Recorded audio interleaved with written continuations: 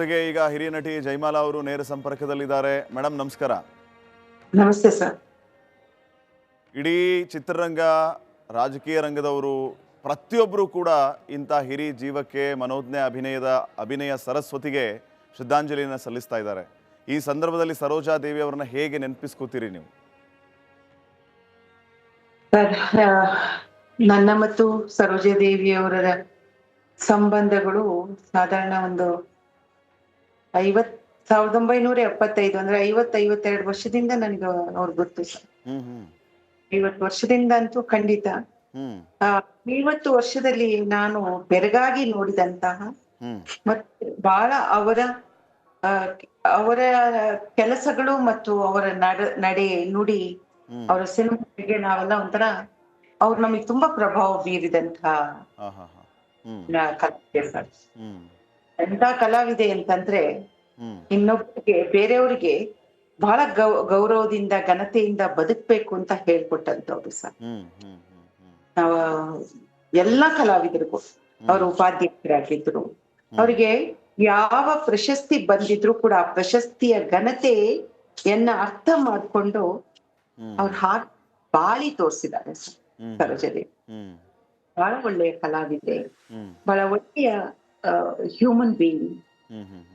ತುಂಬಾ ಹೆಣ್ಮಕ್ಳು ಎಲ್ಲಾದ್ರೂ ಅವ್ರಿಗೆ ನೊಂದ್ಕೊಂಡು ಅವ್ರಿಗೇನ ತೊಂದ್ರೆ ಆದಾಗ ಅವರಿಗೆ ಸಾಂತ್ವನ ಹೇಳುವಂಥದ್ದು, ಆಮೇಲೆ ಸಾಂತ್ವನ ಜೊತೆಯಲ್ಲಿ ಸ್ವಾವಲಂಬಿಯಾಗಿ ಬದುಕಿ ಅಂತ ಹೇಳುವಂಥದ್ದು, ಬದುಕು ಕಟ್ಕೊಳ್ಳುವಾಗ ಹುಷಾರಾಗಿ ಕಟ್ಕೊಳ್ಳಿ, ಹಣಗಳ ಕರೆಕ್ಟ್ ಆಗಿ ನೀವು ಇನ್ನೊಬ್ರ ಹತ್ರ ಹಿಂಗೆ ಕೈ ಚಾಚಬೇಡಿ, ಇನ್ನೊಬ್ರನ್ನ ಕೇಳ್ಬೇಡಿ, ನೀವೇ ಅದನ್ನ ಚೆನ್ನಾಗಿ ನಿರ್ವಹಿಸುವಂತ ಶಕ್ತಿಯನ್ನು ಬೆಳೆಸ್ಕೊಳ್ಳಿ ಅಂತ ಹೇಳುವಂತ ನಿಜ ಅರ್ಥದಲ್ಲಿ ತುಂಬಾ ಒಳ್ಳೆಯ ಹೆಣ್ಮಗಳು ಸರೋಜಾದೇವಿ. ಅವ್ರ ಜೊತೆಯಲ್ಲಿ ಮಾತಾಡ್ತಾ ಕೂತ್ರೆ ನಮ್ಗೆ ಸಾಕಾಗಿ ಹೋಗೋದೇ ಗೊತ್ತಾಗ್ತಿರ್ಲಿಲ್ಲ. ನಾನು ನಮ್ಮ ಮನೆಯಿಂದ ಹೊರಡುವಾಗ ನಾನು ಅವ್ರ ಮನೆಗೆ ಹೋಗ್ಬಿಟ್ಟು ಬರ್ತೀನಿ ಅಂದ್ರೆ ನನ್ ಗಂಡ ನನ್ ಮಗಳು ಇಬ್ರು ಹೇಳೋರು, ಸೌಂದರ್ಯ 10:15 ಆದ್ರೂ ಬರಲ್ಲ ಬಿಡು ಅಂತ. ಹಾಗೆ ಬಾಯಿ ತುಂಬಾ ಮಾತಾಡೋರು, ಪ್ರೀತಿಯಿಂದ ಊಟ ಹಾಕೋರು, ತಿಂಡಿ ಹಾಕೋರು, ಆಮೇಲೆ ಯಾರ ಬಗ್ಗೆನೂ ಕೆಟ್ಟದ್ ಯೋಚನೆ ಮಾಡಿ ಹೇಳಿಲ್ಲ. ಎಲ್ಲ ನೀವೇನ್ ಮಾಡ್ತೀರಾ, ನಾವ್ ಹೀಗ್ ಮಾಡ್ಬೇಕು, ನಮ್ಮಮ್ಮ ಹೀಗಿದ್ರು, ನನ್ ಗಂಡ ಹೀಗಿದ್ರು, ನನ್ನ ಮಗಳು ಹೀಗಿದ್ರು, ನೀವೆಲ್ಲರೂ ಕೂಡ ಅವನ್ನೆಲ್ಲಾನು ಪ್ರೀತಿಯಿಂದ ನೋಡ್ಕೋಬೇಕು ಅಂತ ಬಹಳ ಅತ್ಯಂತ ಸರಳವಾಗಿ ಬಿಡಿಸಿ ಹೇಳೋರು ಸರ್ ಬದುಕನ್ನ. ಬದುಕಲ್ಲಿ ಕಲಿ ಅಂತ ಏನಾದ್ರೂ ಇದ್ರೆ ಅದ್ ಸರೋಜಾದೇವಿ ಅವ್ರ ಹತ್ರ ಹೋದ್ರೆ 2 ನಿಮಿಷದಲ್ಲಿ ಬದುಕದ್ ಹೇಗೆ ಅಂತ ಹೇಳ್ಕೊಟ್ಬಿಡೋರು.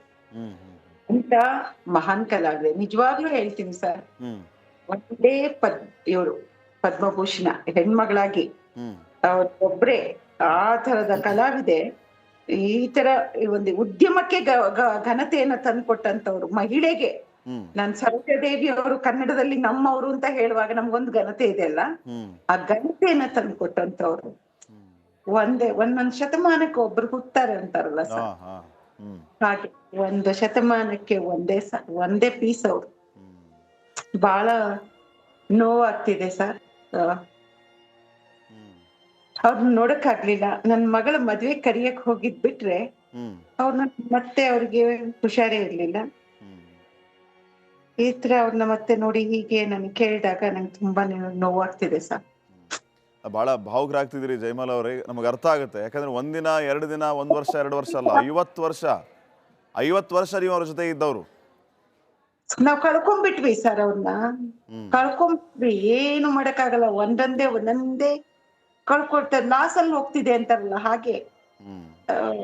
ಯಾವುದೇ ಸರ್, ನಾನು ಅಧ್ಯಕ್ಷೆ ಆಗಿದ್ದಾಗ ಒಂದು ಸಮಾರಂಭ ಮಾಡ್ತೀನಿ ನೋಡಿ. ಈ ಸಮಾರಂಭ ಅಂತಂದ್ರೆ ಆ ಸಮಾರಂಭಕ್ಕೆ ಅವ್ರು ಪಾರ್ವತಮ್ಮವ್ರ ಜೊತೆ ಬಂದು ಕೂತ್ಕೊಳ್ಳೋರು.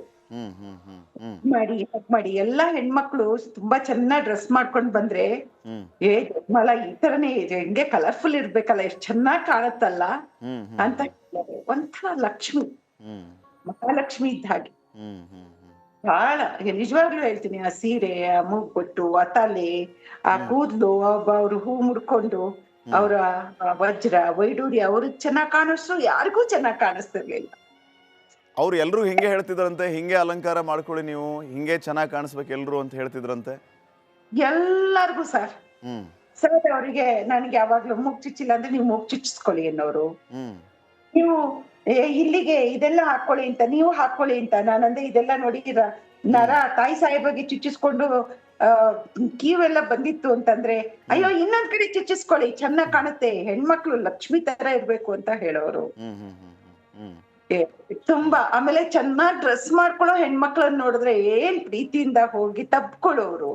ಹ್ಮ್ ಒಂಥರ ಅವರೇ ಒಂಥರ ಲಕ್ಷ್ಮಿ ಇದ್ದಂಗಿದ್ರು ಸರ್. ಲಕ್ಷ್ಮಿನೇ ಜೈಮಲ್ ಅವ್ರೆ, ನಿಜವಾಗ್ಲೂ. 50 ವರ್ಷ ಅವ್ರ ಜೊತೆ ನೀವು ಇದ್ರಿ ಅಂತಂದ್ರೆ ಅವ್ರ ಬಗ್ಗೆ ಇನ್ನಷ್ಟು ಮಗದಷ್ಟು ನಿಮ್ಮಿಂದನೇ ತಿಳ್ಕೊಳ್ಳುವಂತಹ ಒಂದು ಆಶಯ ನಮ್ದು. ನಮಗೆ ಗೊತ್ತಿಲ್ಲದಿರುವಂಥ ಹಲವು ವಿಚಾರಗಳು ಇರುತ್ತೆ. ಜೊತೆಗೆ ನಿಮಗೆ ಅವ್ರು ಯಾವ ರೀತಿ ವಿಶೇಷ ಅನಿಸಿದ್ರು ಅಂತ ಏನಾದರೂ ಒಂದು ವಿಶೇಷವಾದಂಥ ಘಟನೆಯನ್ನ ನೆನಪು ಮಾಡ್ಕೋಬೋದಾ ನೀವು ಈ ಸಂದರ್ಭದಲ್ಲಿ? ಸರ್ ಅವರು ಎಲ್ಲಾ ರೀತಿಯಲ್ಲೂ ವಿಶೇಷ ಸರ್. ಹ್ಮ್ ಆಸ್ತಿ ಪಾಸ್ತಿಗಳನ್ನ ಸ್ವಂತ ಅವರ ದುಡ್ಡುಗಳು ಅಂತಿಂತದಲ್ಲ. ಹ್ಮ್ ಸರೋಜಾದೇವಿ ಅಂತಂದ್ರೆ ಹ್ಮ್ 60ರ ದಶಕದಲ್ಲಿ ನನಗೆ ಅವಾಗ ಹೇಳ್ತಿದ್ರು ಹ್ಮ್ 6 ಲಕ್ಷದ ನಾಯಕಿ ಅಂತ. ಹ್ಮ್ ಸರ್ 6 ಲಕ್ಷ ಅಂದ್ರೆ ಏನ್ ಗೊತ್ತಾ ಸರ್? ಹ್ಮ್ ನಾನು ಇಂಡಸ್ಟ್ರಿಗೆ ಬಂದಿದ್ದು 73ರಲ್ಲಿ. ಹಾ 73ರಲ್ಲಿ ಚಿನ್ನದ ಬೆಲೆ 250 ರೂಪಾಯಿ 10 ಗ್ರಾಮ್.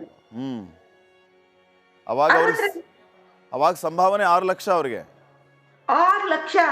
ಅಬ್ಬಾ. ಆಗ ಇದಿತ್ತಲ್ಲ ಏನದು ಸೈಟು, ಹ್ಮ್ 30-40ಕ್ಕೆ 3,000, 60-40ಕ್ಕೆ 6,000, ಹ್ಮ್ 50-80ಕ್ಕೆ 16,000 ರೂಪಾಯಿ ಇತ್ತು. ಅಬ್ಬಾ. ಇದು ನಾನು ಬೆಂಗಳೂರಿಗೆ ಬಂದಾಗ 73ರಲ್ಲಿ. ಹ್ಮ್ ಹ್ಮ್ ಹ್ಮ್ ಇನ್ನು 60ರಲ್ಲಿ ಎಷ್ಟು ಕಡಿಮೆ ಇರ್ಬೋದು ಯೋಚನೆ ಮಾಡಿ. ನಿಜ ನಿಜ ನಿಜ. ಹ್ಮ್ ಏನ್ ಸರ್ ನೀವ್ ಹೇಳ್ತೀರಾ? ಹ್ಮ್ ಅವರು ನಾನೊಂದ್ಸಲ ಅವರು ಮನೆಗೆ ಹ್ಮ್ ಅವ್ರ ಯಜಮಾನ್ರು ಶ್ರೀಹರ್ಷ ಅವರಿದ್ದಾರಲ್ಲ, ಅತ್ಯಂತ ಒಳ್ಳೆ ಮನುಷ್ಯ ಸರ್. ಹ್ಮ್ ದೇವಿಯವ್ರಿಗೆ ಫೋನ್ ಮಾಡಿದೆ. ನಾನು ದೇವನಹಳ್ಳಿ ಹತ್ರ ಒಂದ್ ಜಮೀನಿದೆ, ಅದಕ್ಕೊಂದು ಮನೆ ಕಟ್ಬೇಕು, ನಂಗೊಂದು ಪ್ಲಾನ್ ಮಾಡಿಸ್ಕೊಡ್ತಿ ಅಂತ. ಅಯ್ಯೋ ಪಾಪ ಬಹಳ ಪ್ರೀತಿಯಿಂದ ಬನ್ನಿ ಬನ್ನಿ ನಮ್ಮ ಯಜಮಾನ್ರಿಗೆ ಹೇಳ್ತೀನಿ ಬನ್ನಿ ಮಾಡಿಸ್ಕೊಡ್ತೀನಿ ಅಂತ ಕರೆದ್ರು. ಹ್ಮ್ ನಾನು ಅವ್ರ ಮನೆಗೆ ಹೋದೆ ಸರ್. ಅವಾಗ್ಲೇ ನಾನು ಶ್ರೀಹರ್ಷ ಅವ್ರು ನೋಡಿದೆ, ಎಷ್ಟು ಸರಳ, ಎಷ್ಟು ಒಳ್ಳೆಯವರು. ಹ್ಮ್ ಆಗ ನಾನು ವಾಶ್ರೂಮ್ಗೆ ಹೋದೆ. ಹ್ಮ್ ನೀವು ನಂಬ್ತೀರಾ ಇಲ್ಲ ಸರ್, ಅವ್ರ ಮನೆ ವಾಶ್ರೂಮ್ ಅಲ್ಲಿರೋ ಬಕೆಟು ಮಗ್ಗುಗಳೆಲ್ಲವೂ ಕೂಡ ಬೆಳ್ಳಿದಾಗಿತ್ತು. ಹ್ಮ್ ಅಂದ್ರೆ ಬೆಳ್ಳಿಗೆ ಅವಾಗ ಅಂತಹ ಬೆಲೆನೇ ಇರ್ಲಿಲ್ಲ ಸರ್. ಅಂದ್ರೆ ಅವ್ರ ಮನೆ ವಾಶ್ರೂಮ್ ಅಲ್ಲಿ ಬಕೆಟ್ ಎಲ್ಲ ಬೆಳ್ಳಿದೇ ಇತ್ತು.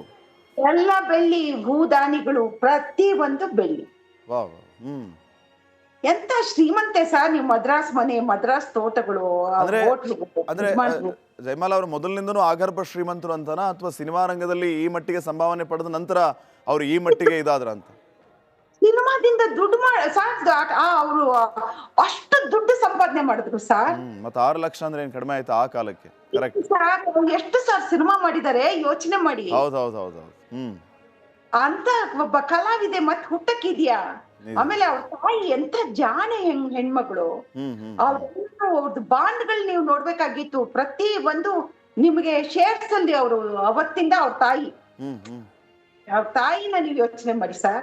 ಹ್ಮ್ ಯಾವ ಅವ್ರಿಗೆ ಆಲೋಚನೆ ಇತ್ತು, ಮಗಳನ್ನ ಹೇಗೆ ತರ್ಬೇಕು. ಮಗಳನ್ನೆಲ್ಲರೂ ನೋಡ್ತಾ ಇದ್ರು. ಮಗಳನ್ನ ನೋಡೋದ್ ಹೆಂಗೆ ಅಂತಂದ್ರೆ ಮುಖ ಅಲ್ಲ, ಪಾದ ನೋಡ್ಕೊಂಡಿರ್ಬೇಕಷ್ಟೇ. ಹಂಗಿಟ್ಟಿದ್ರು ರುದ್ರಮ್ಮ ಅವರು. ಹ್ಮ್ ಆ ತರ ಒಂದು ಮಗಳನ್ನ ಅವ್ರು ಸಾಕಿದ್ದ ರೀತಿ ಇದೆ ಅಲ್ಲ, ಹ್ಮ್ ಹ್ಮ್ ಅದನ್ನ ನಾವ್ ಯಾವತ್ತೂ ಮರಿಲಿಕ್ಕಾಗೋದಿಲ್ಲ ಸರ್. ಹ್ಮ್ ಅಂದ್ರೆ ಇನ್ನೊಂದು ವಿಚಾರ ಜೈಮಾಲ್ ಅವರೇ, ಈಗ ಸಿನಿಮಾ ಪ್ರಮೋಷನ್ಸ್ ಅಂದ್ರೆ ಈಗಿನ ಹೀರೋಯಿನ್ಸ್ ಎಲ್ಲ ಯಾವ ರೀತಿ ಸ್ಕೆಡ್ಯೂಲ್ ಮಾಡ್ಕೊಂಡಿರ್ತಾರೆ, ಅವ್ರಿಗೆ ಎಲ್ಲ ಯಾವ ರೀತಿ ವ್ಯವಸ್ಥೆ ಇರುತ್ತೆ. ಈಗ ಹೈದರಾಬಾದ್ ಅಂತಂದ್ರೆ ಸಂಜೆ ಬೆಂಗಳೂರು ಅಂದ್ರೆ ಮಾರನೇ ದಿನ ಮುಂಬೈ, ಇಷ್ಟೆಲ್ಲ ಅನುಕೂಲ ಆಗಿರುವಂಥ ವ್ಯವಸ್ಥೆ ಈಗಿರುತ್ತೆ. ಇವರು 5 ಭಾಷೆಯಲ್ಲಿ ನಟನೆ ಮಾಡಿ may be at a time 4-5 cinema release ಆಗಿರ್ಬೋದು. ಸೊ ಆಗ ಪ್ರಮೋಷನ್ಸ್ ಹೇಗಿರ್ತಾ ಇತ್ತು, ಅದಕ್ಕೆ ಸರೋಜಾದೇವರು ಟೈಮ್ ಹೇಗೆ ಕೊಡ್ತಾ ಇದ್ರು? ನೀವು ಅವರ ಹತ್ತಿರದಲ್ಲಿ ಇದ್ರಿ ಅಂತ ಹೇಳಿ ನಾನು ಇದನ್ನು ಕೇಳ್ತಾ ಇದ್ದೀನಿ. ದೇವಿ ಅವರಲ್ಲ, ಅದೇ ಒಂದೇನಾಗಿದ್ದು ಬ್ಲೆಸ್ಸಿಂಗ್ಸ್ ಅಂತಂದ್ರೆ, ಹ್ಮ್ ಕನ್ನಡ ಚಿತ್ರರಂಗ ಅಲ್ಲ, ಇಡೀ ಭಾರತೀಯ ಚಿತ್ರರಂಗ ಆಗ ತಮಿಳ್ನಾಡಲ್ಲೇ ಇತ್ತು. ಹ್ಮ್ ಸೊ ನಿಮಗೆ ಎಲ್ಲಾ ಶೂಟಿಂಗ್ಗಳು, ಎಲ್ಲಾ ಕಲಾವಿದರು, ಎಲ್ಲಾ ಭಾಷಾ ಚಿತ್ರವು ಕೂಡ ನಿಮ್ಗೆ ಒಂದೇ ಸೂರಿನಡಿಯಲ್ಲಿ ಇರೋದು ಅಂತಾರಲ್ಲ. ಹಾ ಹಾ ಪ್ರಸಾದ್ ಕಡೆ ಹೋದ್ರೆ ಆ ಕಡೆಯಿಂದ ಸಾವಿತ್ರಿ ಅವ್ರು ಬರೋರು, ಈ ಕಡೆಯಿಂದ ಸರೋಜಾದೇವಿ ಅವ್ರು ಬರೋರು, ಆ ಕಡೆಯಿಂದ KR ವಿಜಯ ಬರೋದು, ಈ ಕಡೆ ಶಿವಾಜಿ ಗಣೇಶನ್, ರಾಜ್ಕುಮಾರ್ ಅವರು, ಅಲ್ಲಿಂದ ನಿಮ್ಗೆ ಅಮಿತಾಬ್ ಬಚ್ಚನ್ ಅವರು 70ರ ದಶಕದ ನಂತರ ಅವ್ರು ಬರೋರು. ಹೀಗೆ ಸರ್ NT ರಾಮರಾವ್, ನಾಗೇಶ್ವರ ರಾವ್, ಹೀಗೆ ಎಲ್ಲರೂ ಒಟ್ಟಿಗೆ ಇದು ನಾವ್ ಸೇರ್ಕೋತಿದ್ವಲ್ಲ, ಹಂಗೆ ಅಲ್ಲೇ ಎಲ್ಲಾನು ನಿಮ್ಗೆ ಬೆರಗಾಗಿ ನೋಡುವಂಗೆ ಪ್ರತಿ ಒಂದು ಕಥೆನು ಎಲ್ಲಾ ಭಾಷಾ ಚಿತ್ರದ ರೈಟರ್ಸು ರೌಂಡ್ ಟೇಬಲ್ ನಲ್ಲಿ ಕಾನ್ಫರೆನ್ಸ್ ತರ ಮಾಡೋರು. ಓಹೋ. ಕೂತ್ಕೊಂಡು ನಿಮ್ ರಾಜ್ಯದಲ್ಲಿ ಏನ್ ಸಿಸ್ಟಮ್ ಇದೆ, ನಿಮ್ಮಲ್ಲಿ ಏನ್ ಇವತ್ತು ಪ್ರಸ್ತುತ ಯಾವುದು ಇವತ್ತು ಚಲಾವಣೆಯಲ್ಲಿ ಇರ್ತಕ್ಕಂಥ ಸಬ್ಜೆಕ್ಟು, ಈ ತರ ಹೀಗೆ ಡಿಸ್ಕಷನ್ಗಳು. ಅದಕ್ಕೆ ಸರ್ ಅವತ್ತಿನ ಸಿನಿಮಾಗಳೆಲ್ಲ ಅಷ್ಟು ಅದ್ಭುತವಾಗಿ ಬಂದಿರೋದು. ಜಯಮಾಲ ಅವ್ರ ಕೊನೆದಾಗ ಏನ್ ಹೇಳಕ್ ಬಯಸ್ತೀರಿ? ಸರ್ ಸರೋಜಾ ದೇವಿ ತರ ನಟಿ ಇನ್ನು ಒಂದು ಶತಮಾನದಲ್ಲಿ ಹುಟ್ಟಿದ್ದಾರೆ, ಮತ್ತೆ ಹುಟ್ಟು ಬನ್ನಿ. ಇವಾಗ್ಲೂ ನೀವು ನಮ್ಗೆಲ್ಲರಿಗೂ ಕೂಡ ಹೆಣ್ಮಕ್ಳಿಗೆ ಒಂದು ಸ್ಫೂರ್ತಿದಾಯಕವಾಗಿದ್ದೀರಿ. ನೀವು ಕೊಟ್ಟ ಪ್ರೀತಿಯನ್ನ ನಮ್ಗೆ ಅದಕ್ಕೆ ಏನೂ ಇಲ್ಲ, ನಮ್ಗೆ ರಿಪ್ಲೇಸ್ಮೆಂಟ್ ಇಲ್ಲ. ಸೊ ನಿಮ್ಮ ಪ್ರೀತಿ ವಿಶ್ವಾಸವನ್ನೇ ನಾವು ನೆನ್ಸ್ಕೊಂಡು ಬದುಕ್ತೀವಿ ಅಷ್ಟೇ ಇರುವಷ್ಟು ಕಾಲ. ತುಂಬಾ ಧನ್ಯವಾದಗಳು ಜಯಮಾಲ ಮೇಡಮ್, ಸಾಕಷ್ಟು ವಿಚಾರಗಳ ಬಗ್ಗೆ ಹಂಚ್ಕೊಂಡ್ರಿ. ಇನ್ನೂ ಸಾಕಷ್ಟು ವಿಚಾರಗಳ ಬಗ್ಗೆ ನಿಮ್ಮಿಂದ ತಿಳ್ಕೊಳ್ಳಿಕ್ಕಿದೆ ನಮಗೆ. ಮತ್ತೆ ಸಂಪರ್ಕಿಸ್ತೀವಿ ನಿಮ್ಮನ್ನ. Thank you very much. ಧನ್ಯವಾದ. ಸೊ ಗಮನಿಸ್ತಾ ಇದ್ರಿ, ಜಯಮಾಲ ಅವರು ಹೇಳ್ತಾ ಇದ್ರು, ಕಡಿಮೆ ಅಂದರೂ ಒಂದು 50 ವರ್ಷ ಸರೋಜಾ ದೇವಿಯವರ ಜೊತೆಗೆ ನಾನು ಇದ್ದಂಥವಳು. ಅವರ ಆ ಸಿನಿಮಾದ ಕಾರ್ಯವೈಖರಿ ಯಾವ ರೀತಿ ಇರ್ತಾ ಇತ್ತು, ಸಿನಿಮಾಗಳಿಗೆ ಅವರು ಕೊಡ್ತಾ ಇದ್ದಂಥ ಸಮಯ ಯಾವ ರೀತಿ ಇರ್ತಾ ಇತ್ತು, ಅವರು ಎಲ್ಲ ಕ್ಷೇತ್ರಗಳಲ್ಲಿಯೂ ಕೂಡ ಯಾವ ರೀತಿ ತೊಡಗಿಸ್ಕೊಂಡ್ರು, ಅವರ ಡೆಡಿಕೇಶನ್ ಯಾವ ರೀತಿ ಇತ್ತು, ಇತ್ಯಾದಿ ವಿಚಾರಗಳಲ್ಲಿ ಎಲ್ಲ ಕಡೆನೂ ಕೂಡ ಅವರು ವಿಶೇಷ ಅನ್ನಿಸ್ತಾರೆ. ಒಂದ ಎರಡ ಎಲ್ಲವೂ ಕೂಡ ವಿಶೇಷ ಅನ್ನುವಂಥ ಮಾತನ್ನು ಹೇಳ್ತಾ ಇದ್ರು. ಅಂಥ ಒಬ್ಬ ಮನೋಜ್ಞ ಅಭಿನಯ ಮಾಡ್ತಾ ಇದ್ದಂತಹ ಅಭಿನಯ ಸರಸ್ವತಿಯನ್ನು ಕಳೆದುಕೊಂಡಂಥ ನಮ್ಮ ಚಿತ್ರರಂಗ ಬಡವಾಗಿದೆ. ಅವರು ಶತಮಾನಕ್ಕೊಬ್ಬರು ಮತ್ತೆ ಅಂಥ ಕಲಾವಿದೆ ಹುಟ್ಟು ಬರೋದಕ್ಕೆ ಸಾಧ್ಯನೇ ಇಲ್ಲ ಅನ್ನುವಂಥ ಮಾತನ್ನು ಹೇಳ್ತಾ ಇದ್ರು. ಅದರ ಜೊತೆಗೆ ತೆಲುಗು ಆಗಲಿ, ತಮಿಳು ಆಗಲಿ, ಹಿಂದಿ ಆಗಲಿ, ಕನ್ನಡ ಆಗಲಿ, ಮಲಯಾಳಂ ಆಗಲಿ, ಈ ಎಲ್ಲ ಭಾಷೆಯಲ್ಲಿ ಮೇರು ನಟರ ಜೊತೆಗೆ ನಟಿಸಿ 160ಕ್ಕೂ ಹೆಚ್ಚು ಸಿನಿಮಾಗಳಲ್ಲಿ ನಾಯಕ ನಟಿಯಾಗಿಯೇ ನಟಿಸಿದಂಥವ್ರು. ದೊಡ್ಡ ದೊಡ್ಡ ಪ್ರಶಸ್ತಿಗಳು ಇವರನ್ನು ಹುಡುಕೊಂಡು ಬಂದವು. ಅವಾಗಲೂ ಕೂಡ ಡೌನ್ ಟು ಅರ್ತ್ ಇದ್ರು. ಅಂಥವರು ನಿಜಕ್ಕೂ ಯಾವಾಗಲೂ ಕೂಡ ಮಾದರಿ ಮತ್ತು ಸ್ಫೂರ್ತಿ ಅನ್ನುವಂಥ ಮಾತನ್ನು ಜಯಮಾಲ ಅವರು ರಿಪಬ್ಲಿಕ್ ಕನ್ನಡ ಜೊತೆಗೆ ಮಾತಾಡುವಾಗ ಹೇಳಿದರು.